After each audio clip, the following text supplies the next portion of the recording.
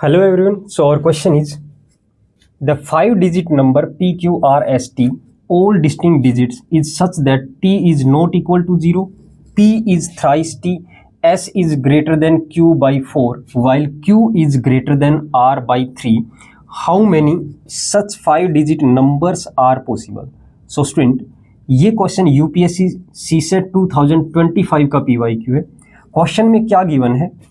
आपको गिवन है कि P Q R S T, ये एक 5-डिजिट नंबर गिवन है जहां पे P Q R S T जो है वो डिस्टिंक्ट डिजिट्स हैं। और उसके बाद क्या है कि यहाँ पे एक कंडीशन गिवन है आपको, T is not equal to 0, यानी T की वैल्यू 0 के अलावा कोई और डिजिट हो सकते हैं 1 2 3 4 5। उसके बाद P की जो वैल्यू है वो क्या है, थ्राइस T, यानी कि T का 3 टाइम्स है। ओके इसके अलावा कुछ कंडीशन और गिवन है जो कि है आपकी S is greater than Q by 4, यानी S की वैल्यू Q से 4 ज़्यादा है, यानी Q प्लस 4 हो जाएगी। इसी तरह से नेक्स्ट आपको गिवन है कि Q is greater than R by 3, यानी Q की वैल्यू जो है वो R से 3 ज़्यादा है, तो मतलब R प्लस 3 हो जाएगी।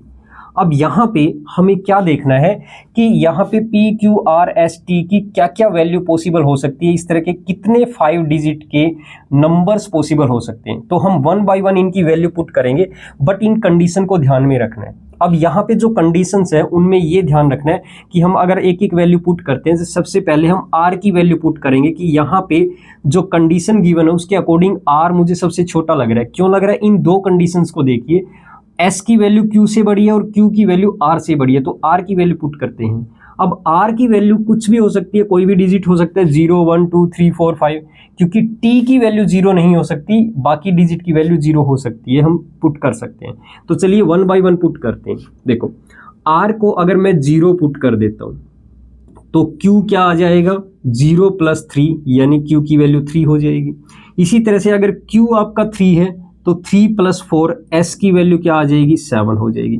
एक केस तो ये बनता है जहां पे R 0 है, Q 3 है और S 7 है, एक केस तो ये बन गया। नेक्स्ट अगर मैं R की वैल्यू 1 पुट कर देता हूं, तो अगर R 1 होगा तो R प्लस 3, यानी कि 1 प्लस 3 4, Q की वैल्यू क्या आ जाएगी, 4 हो जाएगी। अगर Q आपका 4 है तो S की वैल्यू क्या हो जाएगी, 4 प्लस 4 8, S की वैल्यू 8 हो जाएगी। एक केस ये बन जाएगा।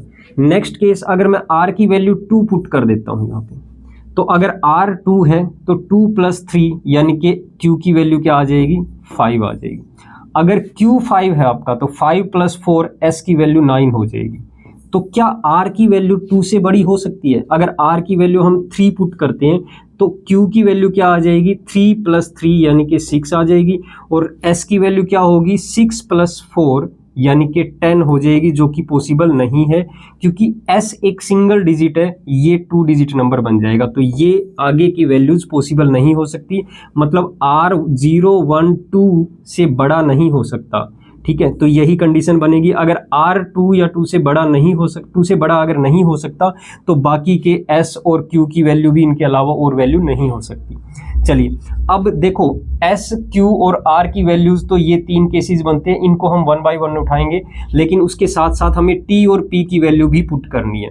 अब T आपका 0 नहीं हो सकता, बट 0 के अलावा 1 2 3 4 ये पुट करते जाएंगे और 1 बाय 1 इनके पॉसिबल नंबर्स चेक करेंगे। तो देखो सबसे पहले T को अगर मैं 1 पुट करता हूँ, T को अगर मैं 1 पुट करता हूँ तो P की वैल्यू क्या आ जाएगी, T से 3 गुना है, तो यानी T अगर 1 होगा तो P क्या हो जाएगा, इसका 3 टाइम्स हो जाएगा, मतलब 3 हो जाएगा।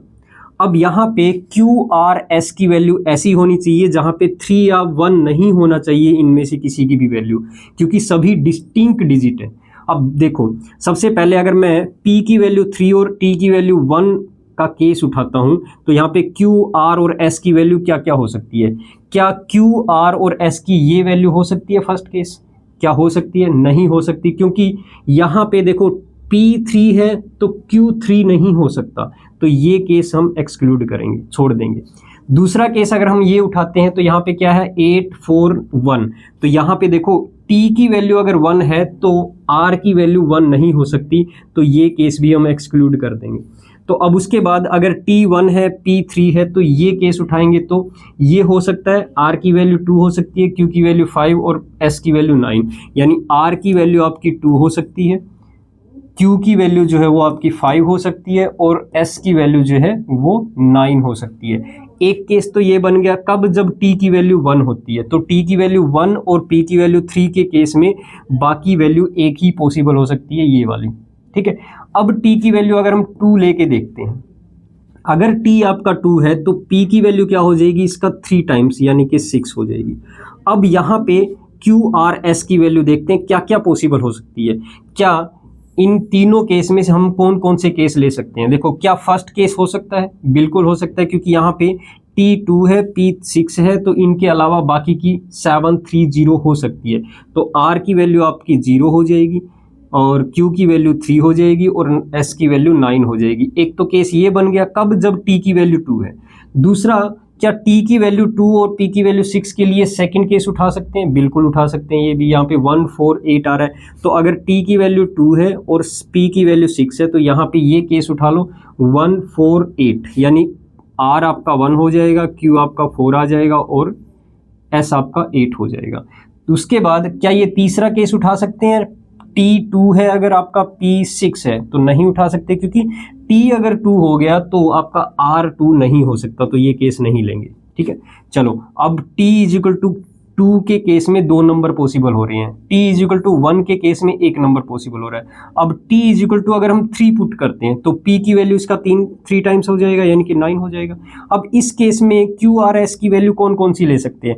क्या हम फर्स्ट वाला उठा सकते हैं केस? नहीं उठा सकते, क्योंकि अगर T3 है तो Q3 नहीं हो सकता, है ना, डिस्टिंक्ट है सभी। उसके अलावा क्या दूसरा केस उठा सकते हैं?